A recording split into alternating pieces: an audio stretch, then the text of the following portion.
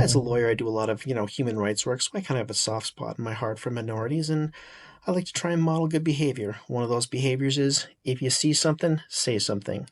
So when I see somebody who is picking on minorities, I like to try and stand up for them, and that's what I did here. Let's get into it.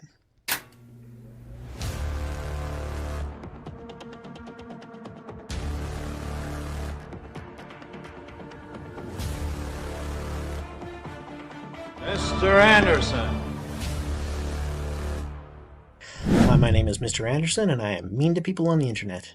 I always try and be very polite about it, though. I just tend to ask difficult questions and insist on the answers. That shouldn't be a big surprise, because I am, in fact, a lawyer. Now, on my channel, you'll find a lot of stuff to do with debate. I do a lot of debate breakdowns. I analyze people's debates. I go into different techniques that we can use in debate. A lot of it has to do and is tied to cross-examination and the skills that we use as lawyers to make people face difficult and uncomfortable truths and debunk views that don't have a lot of merit.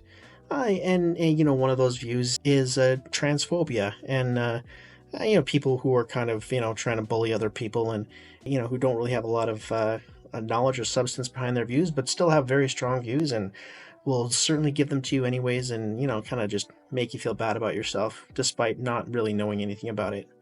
Anyway, that's what's kind of going on here. I was just wandering around the internet and I came across somebody kind of being a little bit mean. So we had a little bit of a discussion, and I think you'll enjoy it. Now, as I say, this was sort of an impromptu debate for me. I didn't have all of the science at my fingertips.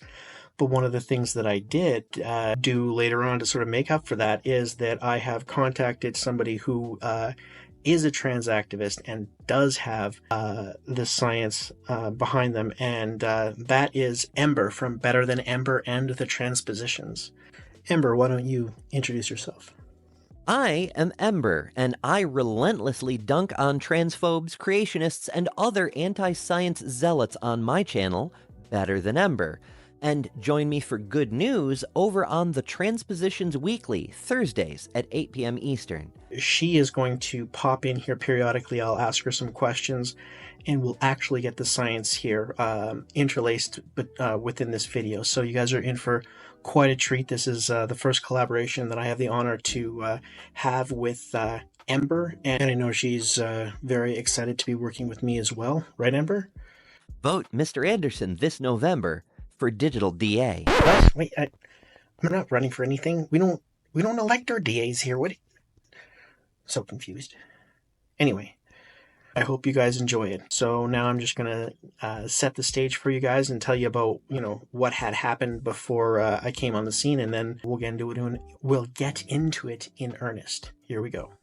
So when I joined the conversation, this guy has just gone off on sort of his little rant about. So he's he's a cis het man. Who he's an accountant apparently, and he has been on the case of this. There's one trans woman who named Ridify, who's in the chat right there, and he's been saying to her, look, you should maybe think twice about carving your body up, and maybe you should just be gay, just be gay, and then you could just be happy and gay with the body that you have, and because you really should, I'm a lot older than you, I'm a lot wiser than you, and if you do this stuff, then you're really gonna regret, do whatever you want, but if you, I really think you should think twice, because you might really regret, cutting your if you go through with it. I'm just telling you, voice of experience, you should probably listen to me, blah, blah, blah. And that's the context in which this started, and I didn't get that part recorded, but that's what's been being said when you start hearing the part that is recorded. I'm just happy being gay, and I'm relieved that I didn't cut my body up, and I didn't medically go through with procedures that are irreversible. And now I can just be a happy, partnered homosexual with the body I was born with, and not have to keep blowing money into it to maintain appearances as I get older. I have a question, Right. if I may. I think that's a little bit of a false dichotomy relating to being trans, but sure. No, but I'm just saying you can be I didn't trans wanna- without having to carve your body up. It's possible to do that. Yeah, but trans is not equivalent to being gay. That's just a stupid idea. Also that. It's your Sorry. misunderstanding. Hold on. Before we start interrupting, we're talking like the guy had a question. Your question. Yeah, if you don't mind. So because it sounds to me a little bit like what you were saying is that, like, have you ever had a conversation with anybody who was younger than you about an issue where you had a strong view, and then it turned out you were wrong? Yeah, I think so. Absolutely. Absolutely. Yeah. Is it possible that you are wrong about this? Well, what's this? The issue of whether or not it ever makes sense for somebody to get gender affirming surgery. Well, I've come out against all kinds of elective surgery because I've worked in hospitals for many years. Not currently, but I have for a number of years worked in the hospital setting. And people get secondary infections and unintended consequences from surgeries in general. And when you go under the knife, it's a significantly greater than zero chance that something's going to happen that you don't expect. Right, but is it possible, given that experience, given your considerable experience, is it possible that you are wrong about whether or not it makes sense for anybody to ever get gender affirming surgery? Well, I guess in speaking to a couple individuals who were a happy couple in their more advanced years, because I do socialize with people in their 50s and 60s, you can run into some very happy, not heterosexual couples. Will say, I'm glad that they didn't offer that, or that I didn't do that when I was younger. So you're saying that you don't think it's possible? I think that's a wise decision. So you think avoiding it's blowing money. So you think It's a that good it's thing. yeah. I'm also against breast implants, which are done by women all the time. So what you're saying is that you don't think that it's possible that you're wrong, or let's not even say possible, because that's kind of like a tricky, like it's an absolute, right? Because anything's possible, but you think that it is vanishingly unlikely that you're wrong about this. Oh, look who snuck in the chat! I didn't realize you're here. I think if my position is that it's worthy of more consideration, and that it's worthy of having the discussion, that you might be better off not wasting your money on elective surgery. Yes, I'm firmly in belief that having thorough consideration is a good thing, and that I'm not wrong in encouraging this. Right. So I mean, if you were to talk to any given person who was considering that surgery, then your attitude is generally that you're going to tell them, what you think, and that is probably objectively right. But I mean, they can make their own decisions, and they're going to do whatever they're going to do. But if they do it, the chances are that it's going to be a mistake, and they're going to live to regret it. Is that what you're saying? Well, it could be. I know it could. Or should we be taking the accountant's estimation of a risk ratio more than clinical data, RCTs, case studies, etc., from the literature on the effectiveness of gender affirming care? We're gonna get. Why are we taking this? We're gonna get there. I'm not saying it's an absolute. But you're an accountant. This is not me saying. Why should I take you more seriously than the literature? They try to assess the same probabilities, except they just have more data points and an actual. Yeah. Well, have you ever had someone tell you take it slow on a decision? Have you ever had someone tap you on the shoulder and say maybe you should slow down? Have you ever used your brain? Reed, if I just humor me a little, and you don't have to, because this is really core to you. So tell me to shut up if you want. But you might just give me a little bit of running room here. I think that it'll be a good idea. Tell me what you want to do. If you want to take over, you take over.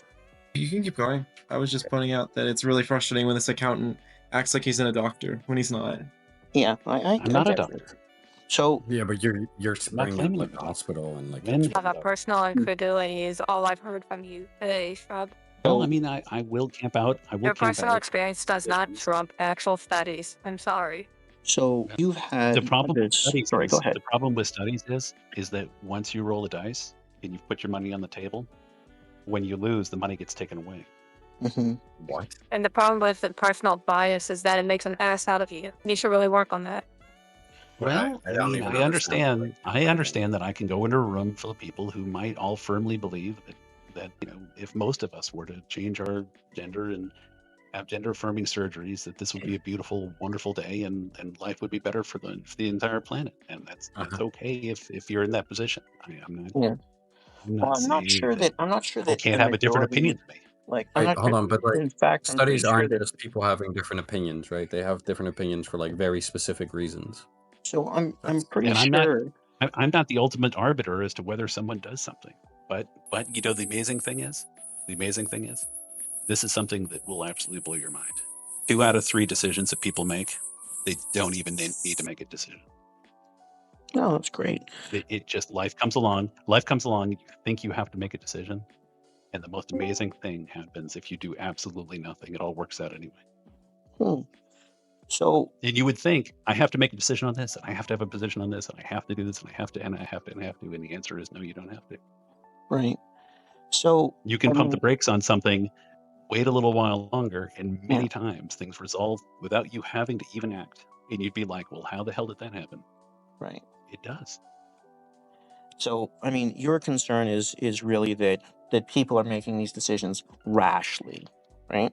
Well, I mean, I might think it's the cool thing to do, or the Sure. trendy thing to do, or the more Mhm. popular thing to do, or Do you think you that's why most know, people get or gender something affirming that surgery? I mean, this isn't my area of expertise, but I have a feeling that the answer to that question is no, and emphatically no. Let's see what people who are actually pretty knowledgeable in the area have to say. The reasons for people getting gender affirming surgery are legion, but I'll try to keep this short. Why do cis people get gender affirming surgery? Like Joe Rowling or Matt Walsh have their faces reshaped surgically, like Frank Turek having perfectly healthy breast tissue removed. In fact, only a minority of trans people ever consider surgery. According to one meta-analysis, that would be a study compiling the results of multiple studies, published in the Tao Journal, only 5 to 13% of trans women get lower surgery, 14% of trans men have a hysterectomy, and only 5% get masculinizing reconstructive lower surgery. The numbers do get higher with chest surgery, with up to 25% taking part. That makes sense. Nearly 100% of cis men with breasts have them removed for the same reason trans men do. They cause significant problems in the social domain and often extreme dysphoria. Even so, 25% is still a clear minority. Eligibility varies a lot with local laws. It is common, for example, that one be required to live as the gender being transitioned into for at least 1 year and consult at minimum 2 medical professionals, one of whom must be a licensed psychiatrist to sign off before they can even schedule the first meeting with a surgeon. Cis people don't have to do that, whether they're having breast implants added or having problem breast tissue removed. In other places, there are additional requirements to be on hormone replacement for a set period of time as well, which is another treatment that not all trans people either need or want, and cis people can generally have for the asking. All that said, for the trans people who do need surgery, a phenomenon in recorded history going back as far as writing has existed, we're talking about something that is medically necessary for us to live a normal life. This isn't vanity, like a beauty queen looking to up her cup size for whatever reason. It's something we know carries risks, but the outcomes of either being able to live our lives fully or not carry such high stakes that doing it is more than worth it. All we're talking about in this modern context is better techniques that produce safer, more reliable, more functional results than those used in ancient times through the early 20th century. Whatever you think about the situation, it is simply a fact that modern gender-affirming surgery is far superior to the options that preceded it, which, for all their much higher risks and guaranteed loss of function, people across all of time still considered so necessary that they did them anyway. I think that's why people get gender. I am lumping this in with virtually all elective surgery. My position is not a common Let's position. focus. Let's I focus just generally on think, gender affirming surgery. that Let's just that the focus on. Do you think that? Yeah. Okay. Well, let's distinguish. I want to specifically talk about gender affirming surgery. So, do you think that most Okay. people who get gender affirming surgery are doing that because it's the cool thing to do? Do I think it's the cool thing to do? No, not do you I think think it's a cool thing to do? Do you people are think actually that the engaging in it. reason they're doing it is because they think it's the cool thing to do? Do you think that's Like what? I think the it's a people who are trend. engaging in it They think have a definite trend. belief, and they have made their decision, and they're pulling the trigger, and they're making it happen. Mm-hmm. And So the you reason why think I'm that having they? a discussion is that the vast majority of people don't end up going there and don't end up doing it, Mm-hmm. and aren't really a candidate. You know, they haven't gone through the steps, and they haven't gone through the psychological, and they haven't gone through having the discussion with the doctor, and they haven't gone through scheduling surgery. Mm-hmm. And I just People don't have feel that had this is those something that we should all discussions. have a stampede. It's something I don't believe that everyone should have a stampede towards doing. So this comment was really reminiscent of the sort of common talking point that there's like an epidemic of people, getting gender affirming surgery and becoming trans, and that it's like spreading. So Ember, is that a thing? Is that happening? Like, let's just, aside from this debate, I'm interested in the facts. What are the facts?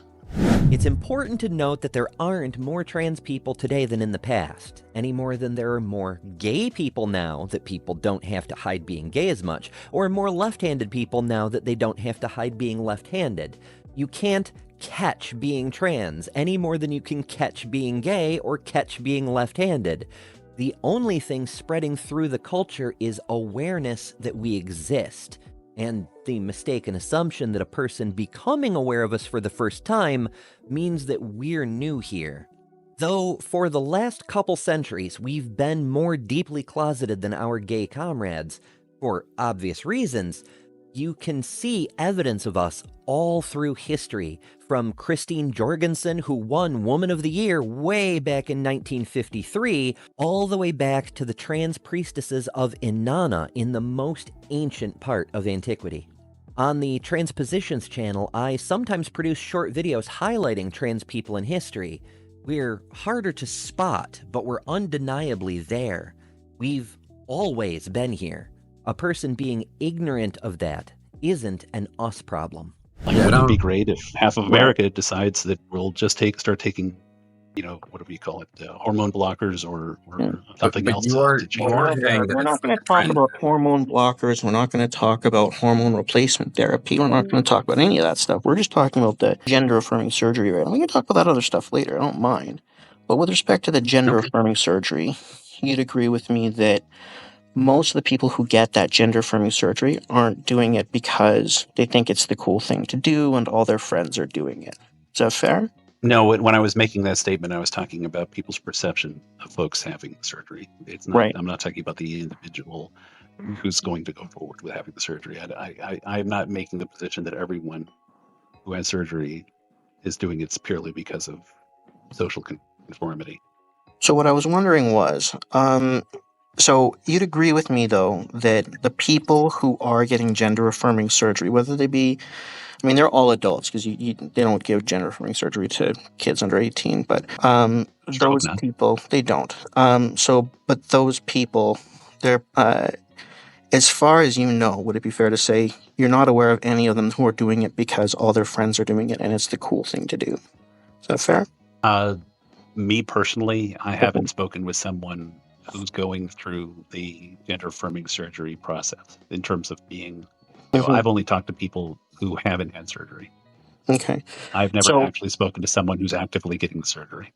Have you read about anybody who's actually had surgery? No, I've just had discussions with people who are either gay or trans and are either involved with drag or, more in the earlier stages, maybe taking hormone pills, maybe, that kind of thing.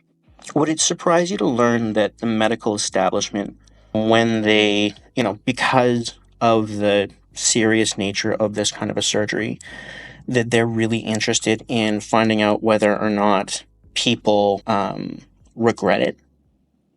Amber, am I wrong here? How well studied is this issue? Can you give us maybe just a broad overview of how much this has been studied and over what kind of a period of time? Because I mean, I'm not the expert, so let's just double check to make sure that what I'm saying is correct. According to Google Scholar, over 23,000 studies have been done on regret rates for transgender surgery, with the earliest entry a 2007 textbook that itself contains hundreds of references going back into the 1930s. We've literally been researching this topic for nearly 100 years, and with thousands upon thousands of studies, found that the regret rate is consistently... Whoa, don't steal my thunder. Wait for it. Point is, yes, it is well studied. Well, and most doctors that are not in the that aren't in the psychological field don't really deal with regret. They just they see presenting opinion. They see presenting issues. They will go with what the patient wants far more often than not. And if you go to a doctor and that's not really say, what I'm saying. I'd like to take a pill for this, or I'm looking to do that, I'll give you an example. No, just because I think we're a little off topic here, if I may. No. Because what I'm saying is, just okay. You can say it is after I clarify. If you still think it's important, Please go ahead. Because what I'm saying is not with respect to any given doctor that they're going to do follow up. They might and they might not. What I'm saying is, would it surprise you to learn that in general, across the medical establishment and across research, clinical research, that there is a very big interest in general among people like psychologists and sociologists and gender, care specialists about trying to suss out whether or not the people who get those surgeries regret them? Would it surprise you to know that that is an area of active interest in research? No, I think I'm sure there's some social scientists that are going after this, or psychological people that are going after this. But it would make sense that they would, right? What I was going to go to, I used to work in ophthalmology, and for example, one of the surgeries that's available in ophthalmology is something called LASIK, where they can sculpt the outside of your eye under a flap, so to speak. There's like a clear skin flap on the front of your cornea. They peel that up. They mold the shape of your natural lens under it, and they put the flap back down, and you heal in the whole 9 yards. And it sounds really cool. And the doctors know going into it that there's a portion of people who their eye prescription is going to change after the surgery and really can't do it again. And there's also going to be a portion of people who are going to develop dry eye and need eye drops for the rest of their life. And they tell you that there's a risk of those two things happening, but the vast majority of time they don't get down into statistics. So they can know walking into it that there's like a 5% chance you're going to have dry eye for the rest of your life and have to put eye drops in your eyeballs for the rest of your life. And that there's about, a 40 or 50% chance that your eye prescription is going to change and that you will need to wear glasses anyway. But yet they will still tell you and close you on LASIK. Happens every day of the year.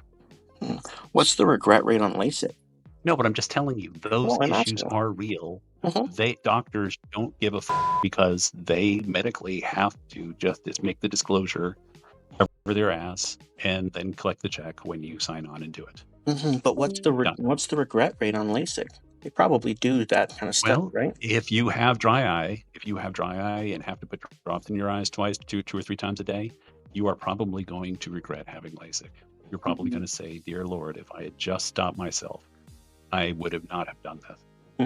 I'm just looking it up. It looks like 3% of people regret getting LASIK. Does that seem like about right to you? Fine.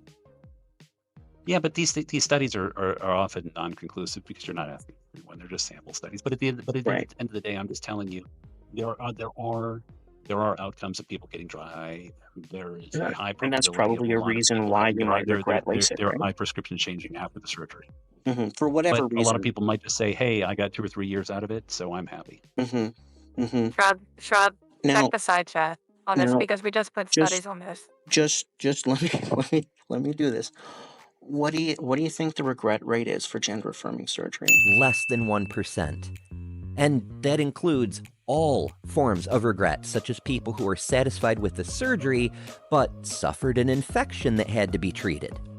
By way of contrast, the rate of cis women who significantly regret breast reduction is 15 to 24%. Nobody bats an eye about a woman who wants a smaller chest, even for purely cosmetic reasons, because that regret rate up to 50 times higher than when trans people do it, is considered so good in any other context that simply informing the prospective patient about the regret rate is deemed sufficient.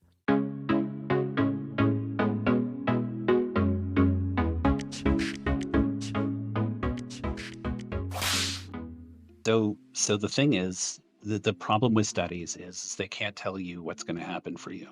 They might stay, you could go into a surgery, and I'll give you another example. But what do you think it is?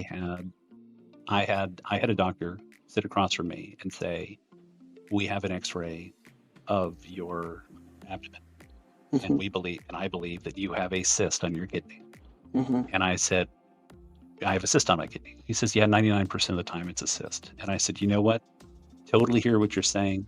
I want to go get one more scan. I want to go get the MRI or CAT scan or whatever it is. I want to know for sure." He's like, "Fine." So I blew $500 into having it done. Come to find out, it was a solid tumor. Come to find out, I ended up getting kidney surgery. Got my stomach cut open, got the tumor out, and now I've lived for 5 years without a massive kidney tumor killing me. I'm glad to hear that. What do you think? And so the thing is, he wasn't statistically lying to me. He wasn't statistically lying to me. Yeah.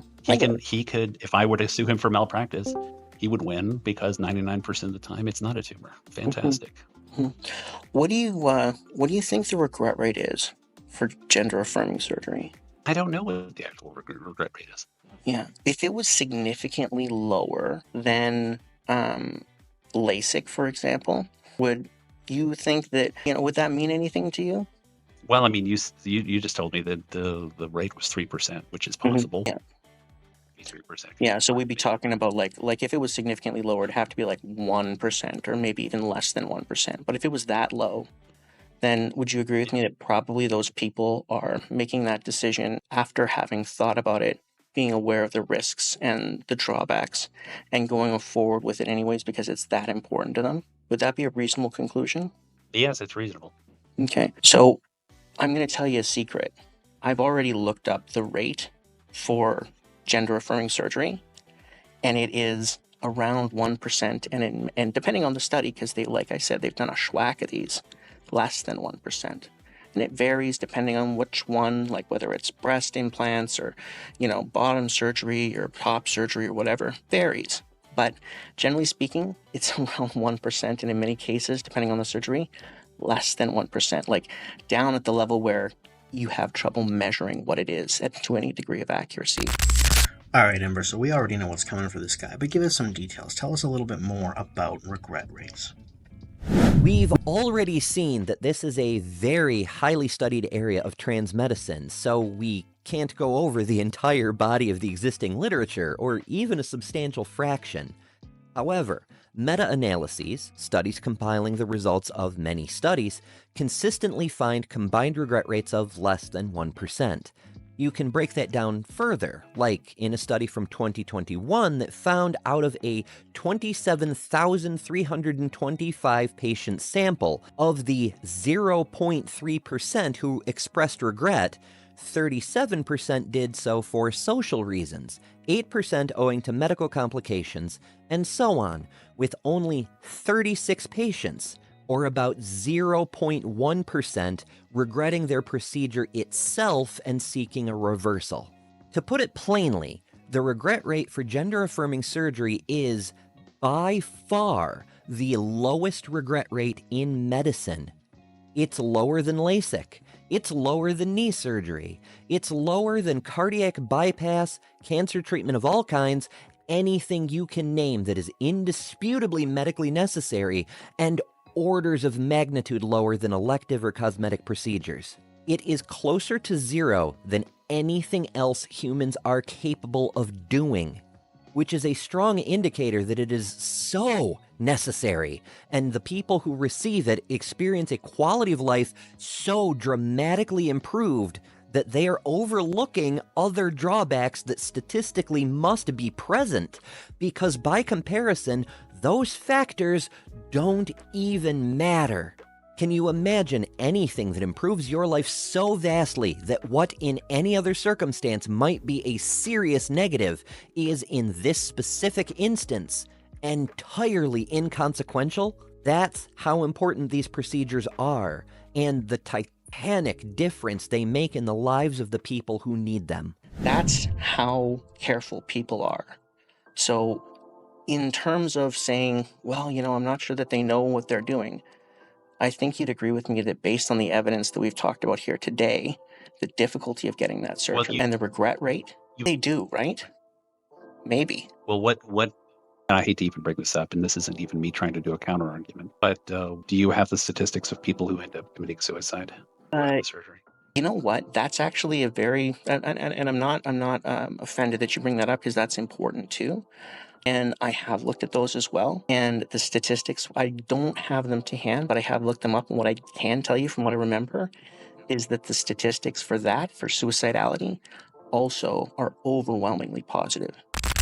Okay, so Ember, before we get to talking about the overwhelmingly positive effects of gender-affirming surgery on suicidality, let's first talk about the scope of the problem. So tell me a little bit first about the problem of suicidality and how severe it is in the trans community as a baseline. Suicidality is a tricky subject, in part because any study necessarily includes a survivor selection bias.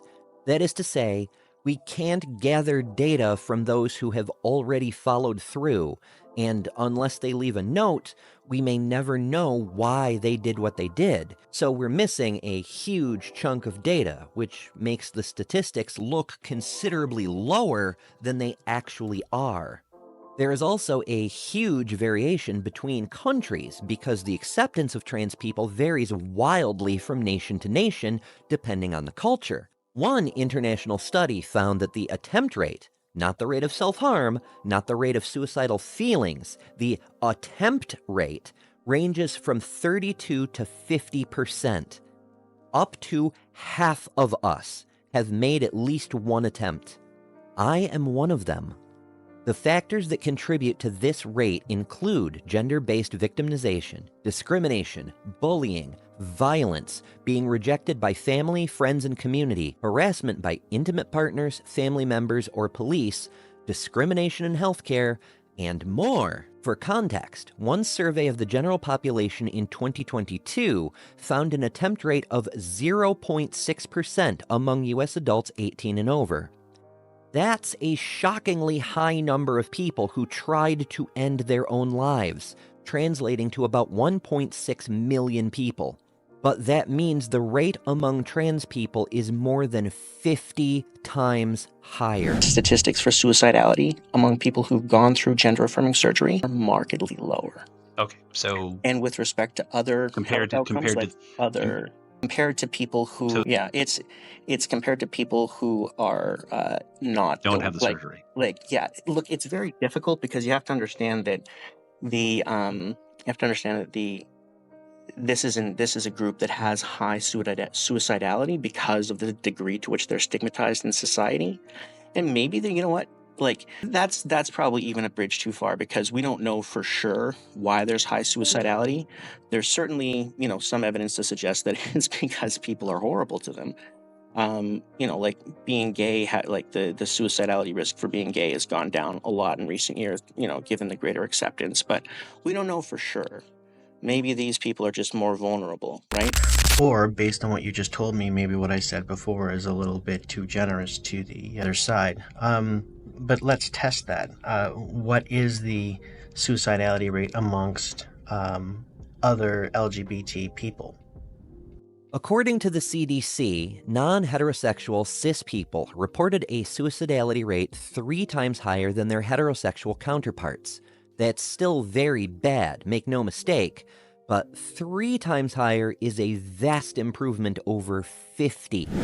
But what I can tell you is that and I can't remember exactly what this study says, but what I can tell you is that when we look at depression indicators, mental health indicators in general, and suicidality in particular, that the rates of all of those when it comes to gender affirming surgery, that those decrease when they are compared to the relevant controls. If you compare them to suicidality within the general population, of course, the rate of suicidality amongst people who have had gender-affirming surgery is still higher than it is for a cis male, right? But when you're comparing the people who've had surgery with the people who wanted but were denied surgery, the suicide rate is much lower. This is a tricky subject as well because there are a lot of factors that aren't obvious. Typically, surgery is the last step in medical intervention for those who go so far. As noted earlier, only a fraction of trans people ever do more than socially transition, and only a fraction of those who pursue medical care ever take the surgical route. So by the time you get to a post-surgery population, there are a lot of medical and therapeutic steps, as well as multiple other major life changes included. Because there are so many other factors involved, it is very difficult to evaluate the effect surgery in particular has on lowering the suicidality rates. One 2023 meta-analysis of 23 studies found that we really need more data that controls for other treatments, like psychotherapy. How much of the reduction is due to the surgery specifically? We don't know. There is another hurdle in methodology.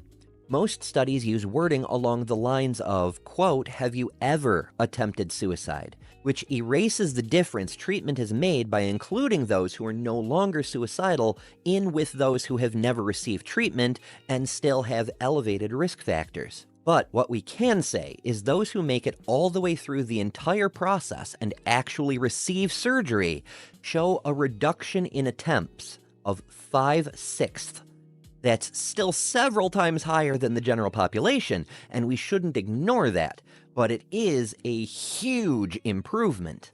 Yeah, I mean, and when I said before that I'm looping it in, to me, it's an issue that I draw a line all the way around all elective surgeries. Yeah, but I don't want to talk about all elective surgeries because this is different, because this has to do with, all elective surgeries don't have these kinds of low regret rates and don't have these kinds of extremely positive health effects, right? So getting breast implants, Right. The regret rate on that is much, much higher. Getting eye surgery, even, the regret rate on that is much, much higher. And, and it doesn't have the same, mental health outcomes either, right? So that's what I'm saying. This one's a little bit different. As noted earlier, regret rates for gender-affirming surgery are the lowest in medicine. But since it came up, here are the minimum reported regret rates for a few other things. LASIK eye surgery, 3%. Breast augmentation, 5%. Knee surgery, 6%. Gastric bypass, 48%. Facelifts, 60%, heart transplant, 6%, and tattoos, 24%. Some of these are literally life-saving medical care, which is the same category that gender-affirming treatments fall into. I guess we should ban literally everything? The catalyst for me for raising this issue wasn't because I had an interaction with a trans person. The catalyst for me in raising this issue was because my wife's best friend in her 50s decided to get lap band surgery on her stomach and died in recovery. And she had lost her best friend. I'm so sorry to hear almost that. 2 decades because of a screw up by a nurse.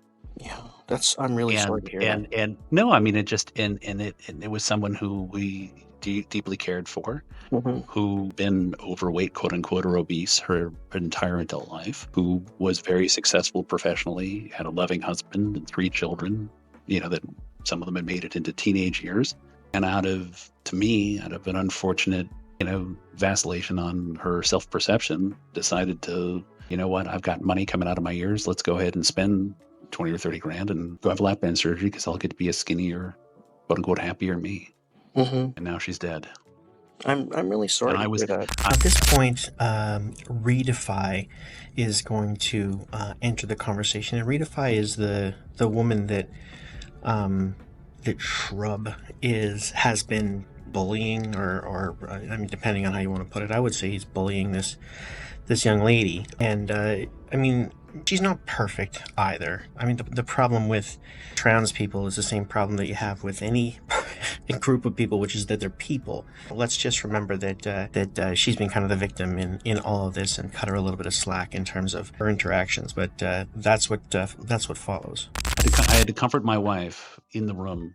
No, this sucks. The shrub dude has an ability to go on a personal anecdote spree for like 6 hours straight. It's like a middle school girl's bathroom, but like they're all on meth and they stay in the bathroom for hours Do you think straight. this is a middle school meth Wait, thing? stop. Yes. I mean, Stop, Ember, stop. No, Shrub, It's the issue exactly here like a is middle that school we all bathroom, yes. feel bad. But no one wants anybody to die. No one wants anybody to experience loss. But at the same time, you're conflating this with something it's not a part of. No, I think it's Unfortunately. exactly like a middle school bathroom, because middle school girls, high school girls, they just will talk a lot, yap a lot, even in the bathroom. But it's like they're there, but on meth and talking for 6 hours straight, and that is the shrub experience. Right, Fi. I want you to know that my oldest son, who I love dearly, Oh my gosh, who's now 24, it continues. went through this phase that you're going through back when he was in his mid-teenage years. Stop it, dude! You're outside an abortion clinic, and you're trying to do your preaching. No one cares. And I want you to know, I'm not going to judge you if you decide to be snappy with me. I've encountered a few people who aren't interested in data or real-world outcomes, or what helps people. They just have anecdotes and emotional appeals about completely unrelated things so they can pretend they're right, without actually doing the work of thinking about it. Shrub here seems to be in that club. Like Frank Turek talking about anorexia, which is a serious but completely different condition. He can't actually engage in the subject he claims to be there to talk about, because he doesn't know anything about it. He is the personification of Asimov's warning that some people think their uncritical vibes are every bit as valid as an expert's well-researched knowledge. That is to say, this is a useful exercise in explaining why we shouldn't waste our time on what randos like Shrub think. But Shrub himself seems to have a lot of words for a man with absolutely nothing to say. So yeah, I mean, you just yap constantly. You don't answer any questions directly. It's very frustrating to listen to. Let's try and get this conversation back on the rails. So I understand. There are no rails. It's Shrub goes on his long anecdote sprees. Just trust me. Do you think that her husband regrets her encouraging his wife? Dude, these anecdotes are brave and powerful, and they carry a strength and a wisdom that's awesome. And I, quite frankly, am in awe. But at the end of the day, when we're making medical decisions, we don't make it based on anecdotes, we make it based on stats. And you have no stats, you have nothing, all you have is your brave anecdotes. Fantastic. So brave, so powerful, so touching, so compelling, so awe-inspiring, emotional. You have no logical reasoning capabilities. All you do is emotion. I can understand why he's emotional, because, when you say things like, look, I'm a lot older than you, and so, I've got a lot of wisdom, and, I know what's best, and you're going to live to regret it, and you should do what I think you should do. May do whatever you want. That's not what I'm saying at all. But, that's what you did say, right? But the problem is that it rubs people the wrong way. And I guess what I'm trying to get through to you, and I don't know whether I have, is that on this particular issue, it looks like, even though many of us might be younger than you, it looks like, considering that we've looked at some of these studies and that there's a lot of people who, especially if you add all their ages together, probably a lot older than you. There's a lot of experience out there about this, and it's not being done in a cavalier way. This is not just people trying something on. And you know what? You can have sex with a man and not be gay, and that's fine. You can try being trans and not be trans, and that's fine too. The people who are getting these surgeries, they're not doing this and statistically, I can say this because the stats bear it out, the science bears it out.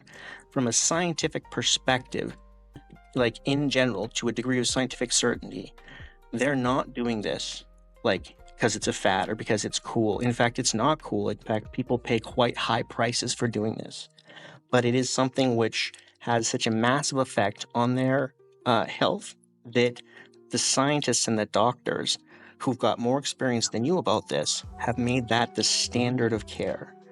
And I think what I'm trying to say is that, you know what? look at the standard of care. Look at the people who are older than you, perhaps, and maybe the position that you're taking might be something that you might later regret. You can make whatever decision you want, and I'm not going to stop you, but I'm just telling you, kind of, look, maybe let's talk to somebody who's a little wiser than you, and listen to them. Don't be so, don't be so cavalier. And because I think if you continue on this, sort of track, you might live to regret it. Does that seem reasonable? One additional of my own notes. Props to Mr. Anderson for throwing the maybe listen to people with more experience than you before you do something you might regret later thing back in his teeth. Nice. I'm Stephanie Helms, and I'm one of Ember's co-hosts on the Transpositions. I'm 70 and a half years old. I reckon I might be just a teensy bit older than the gentleman that Mr. Anderson and Ember have been talking about. I had genital reconstructive surgery in 2002. It was the easiest hard thing I ever did.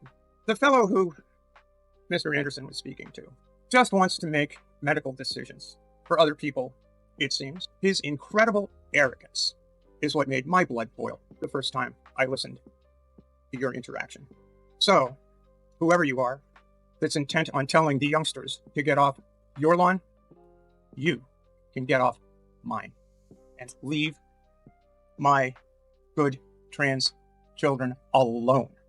Here's a short list of medical organizations that have published statements that they have all independently confirmed through peer-reviewed studies and decades of research that providing gender-affirming care is the best and the only effective treatment program for transgender people. The American Academy of Child and Adolescent Psychiatry, the American Academy of Dermatology, the American Academy of Family Physicians, the American Academy of Nursing, the American Academy of Pediatrics, the American Academy of Physician Assistants, the American College Health Association, the American College of Nurse Midwives, the American College of Obstetricians and Gynecologists, the American College of Physicians, the American Counseling Association, the American Heart Association, the American Medical Association, the American Medical Student Association, the American Nurses Association, the American Osteopathic Association, the American Psychiatric Association, the American Psychological Association, the American Public Health Association, the American Society of Plastic Surgeons, the Endocrine Society, the Federation of Pediatric Organizations, GLMA, Health Professionals Advancing LGBTQ Equality, the National Association of Nurse Practitioners in Women's Health, the National Association of Social Workers, the National Commission on Correctional Health Care, the Pediatric Endocrine Society, the Society for Adolescent Health and Medicine, the World Medical Association, and, of course, the World Professional Association for Transgender Health. I could go on and list all the other numerous national health organizations in other countries who also published support of the scientific consensus on this. But it would be ridiculously long. Since I'm in the US, this list is US heavy, but it will have to do. I wasn't advising Wi-Fi about their personal journey. He had raised an issue about trans, and I shared my perspective. She raised an issue. And then this turned into, well, what should what you guys might call an objective standard or the law be? And I am not in a policy making position in the United States, and I'm not. Thank God. For a change in policy, but if you ask me why I believe what I believe, I'm going to tell you why I believe what I believe. I'm not offended. I'm happy that you told me what you believe. Because I've worked in medicine since 2000. Lie. You are a liar. You are an accountant. You do not work in medicine. You are an accountant. Yes, I do. You do not work in medicine. You are such a liar. I am not. You are not a medical professional. You're not a clinician. You have no clinical experience at all. You are an accountant. I work in You're an accountant that LARPs as a doctor. I didn't ever say I was a doctor or that I'm giving medical advice. I have worked. You are giving medical advice and you are not a doctor. Okay, so how many times do you think I've rounded? You said you've quote, I've worked in medicine since 2006. You have not worked in medicine since 2006. You haven't worked in medicine ever. You don't work in medicine. You're an accountant. You do not work in medicine. Do you think that hospitals, outpatient clinics, physician practices are in medicine or not in medicine? How about this? You don't work in medicine. How about this? Would you say that as a result of this conversation, perhaps maybe that I'm in civil yeah, engineering and concrete in your mind, and I yeah. don't actually work in medicine, and I'm lying out of my ass, and I've Okay. never set foot in a hospital, and I don't work for a physician practice, and I don't talk to people about care all the time, and I haven't visited and rounded on patients in hospitals. I haven't had to go through risk management scenarios about patients with the risk management people, and I haven't had a chance to see statistics of negative outcomes as they impact our loss ratios for our malpractice insurance. And maybe I don't know a damn thing. Maybe you're right. Maybe you're right. I used to work in repossession. I was one of the best in the country, in fact. The company I worked for won national awards year after year, and my team brought in the lion's share of recovered units. Night after night, I'd run into people who were friends with a police officer, or had a brother-in-law who is a lawyer, or even were an attorney themselves but practiced family law or something. Every single one of those types said, "I know the law," and justified it by simply being associated with someone vaguely related to the field. Night after night, I'd leave with their car in tow because it turns out expertise cannot be obtained by osmosis or proximity. They did not, in fact, know the law, and when they forced the issue, they lost. Being an accountant does not make Shrub basically the same as a doctor. I wouldn't trust him to do an emergency tracheotomy or to stitch up a cut, just like I wouldn't trust the doctor he worked for to do my taxes. He may work in an office with an accountant, but that doesn't make him one. If it did, the doctor wouldn't need Shrub, now would he? Yeah. Would you say that is it fair to say that as given the conversation that we've had today that that you might start looking at maybe some of those studies that we talked about that have to do with those things that you think are important, like regret rates and complication ratios and the the process of selection and the percentage of people who are selected Okay. for and are eligible for. Is it fair to say that Honestly, those things are important and you're going to look at those more in the future? if to be entirely fair about this conversation, Yeah. how this all came about is I had a conversation with Ryan Fire a day or two ago when he came into the room. Stop misusing my And pronouns. we You do it ended up all the doing- time. I'm gonna report you the next time you do it, okay? All right. When I hear someone who In fact, I'm gonna do it right now. male voice, I have a No, mental you've problem been talking about me being with trans for 2 days straight, and yet you don't have the ability to use my pronouns? How are you so retarded, dude? Let's I'm not make sorry. this about I- Ride I've 5. No, let's spent- actually, you know what? too Fuck many it. We're years gonna go to just- this stuff route. I can't stand it. This Okay, dude does go it for ahead. like 2 days straight. He hasn't been I'm able to use my not pronouns trying to correctly insult once. It's been 2 I'm days not- straight about talking about me I've being said- trans, and yet he can't get it into his thick I've said- skull to use the pronouns correctly. No, I've said- fuck it. I don't care. I've- We're gonna I've said involve the shit. stuff. I don't care. Well, I'm not trying to. In fact, I think the room should just ban this guy. He's such a piece of shit. Fantastic. He comes on here, he tries loitering around the abortion clinic. He's like, "Oh, you're gonna regret your decision. You shouldn't be trans." He tries to make me justify everything about me being trans to like first principles, and then he always is like inserting his doubt in there and telling me that I'm probably gonna regret it. And he's talking about, "Oh, back in my youth, there was somebody who wanted to buy a car that was $100,000 in value, but he only made $50K a year. And I see so many stupid people in my life, and I just really want to stop people from jumping off the edge. And you're gonna regret that your family lineage is gonna end. You're snipping the family tree." And he's been doing this for 2 days straight, and he can't even use my pronouns. What? What the fuck, Shrub? Yeah, I mean, we did. You would think that I'm chasing him down the parking lot and I'm trying to beat him up. But I'm not. Bro, you can't even use it now. Well then, how about you fucking drop the conversation when they clearly don't want to have it? You're not. What I was trying to say why can't you was use the what- pronouns? You've been talking about me being trans for 2 days straight, and you don't even know that I have different pronouns. What? Are you this stupid? What I'm going to try Dude. to say is that your voice in my skull Doesn't matter. reflects that, Discord but it doesn't TOS. Let's sound go like over the I'm Discord hate comfortable. speech I'm making policy. this- Let's do it. It doesn't We're fucking gonna- matter if they pass or We're gonna not, go Shrub. It doesn't over fucking the hate speech matter. policy. For a guy who says he cares so very much about trans people, he doesn't show a lot of concern for stepping on the trans person in the room with him. I've run into people like that, who say they care so much but can't be bothered to use the correct pronoun after being told over and over and over what it is, and that it causes pain when they don't. It shows they don't care that they're hurting us, which shows that their claims of just wanting what's best for us, it's just concern, it's just worry, it's just bullshit. I won't go so far as to assume what the real motive is, but only point out that the goal isn't what they say it is. They lie. Let's pull it up. It's a bad habit. Let's pull it up. Hateful conduct policy explainer. Let's go to the section 2. Is that fair? Are you sorry that you made that mistake, Shrub?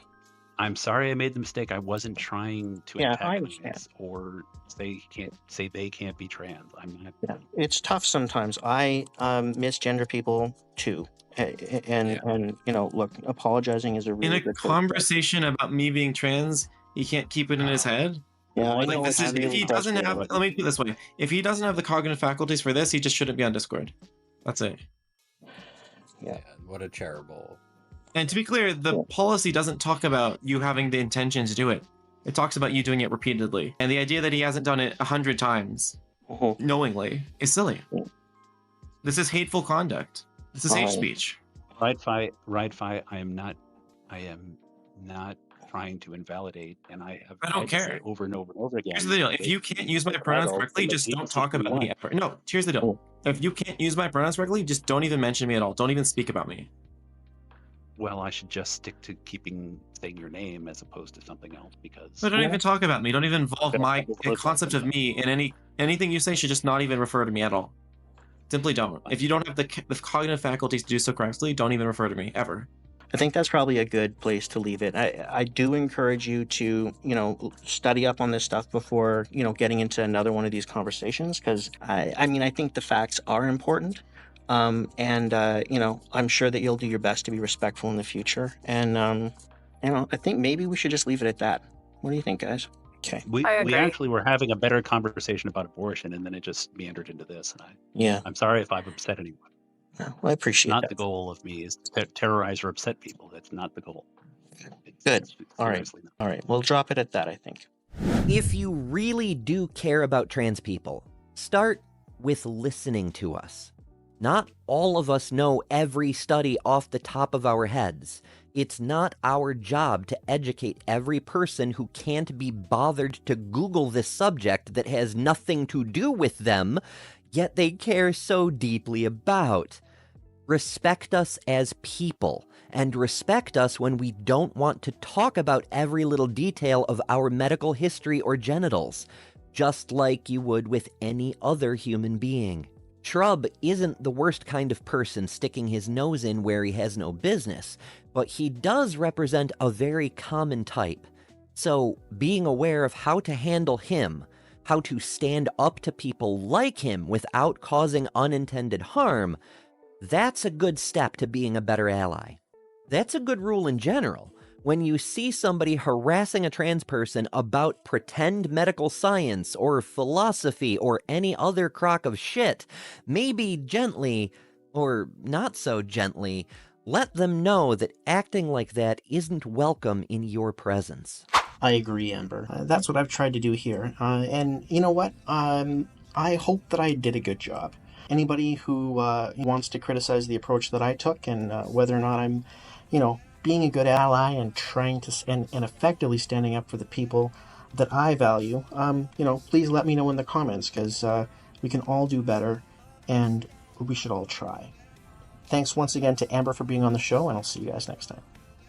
Thanks to Mr. Anderson for taking on these hard case offenders and helping to clean up these mean streets of the internet.